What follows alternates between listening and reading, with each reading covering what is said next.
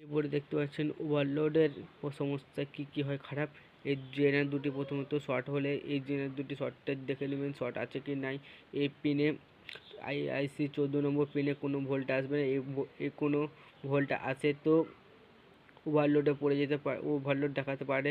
এবং 358 আইসিটাতে খারাপ থাকলেও ওভারলোড দেখায়, ওভারলোড হয়ে যায়। এবং এই আইসি নম্বর 17তে কোনো 5 ভোল্ট থাকে, 5 ভোল্ট আসে না বা 5 ভোল্ট বেশি গেলেও ওভারলোড দেখাতে পারে। এই সাইডে আপনাদেরকে দেখাচ্ছি, এই সাইডে এই রেজিস্ট্যান্সটা এই ট্রানজিস্টরটা এই ট্রানজিস্টর দুটিতে শর্ট থাকলেও ওভারলোড দেখায়। এবং এই সাইডে দেখলেন এই ট্রানজিস্টর এই রেজিস্ট্যান্সটা খারাপ থাকলেও ওভারলোড দেখায়। এই রেজিস্ট্যান্সটা তো প্রথমত খারাপ হয় না, এটা ডাই সোল্ডার হয়ে যায়। ডাই সোল্ডারটা ভালো সোল্ডার করে দিলে এটা ওভারলোডের সমস্যা আর দেখাবে না, কোনো আর সমস্যা দেখাবে না।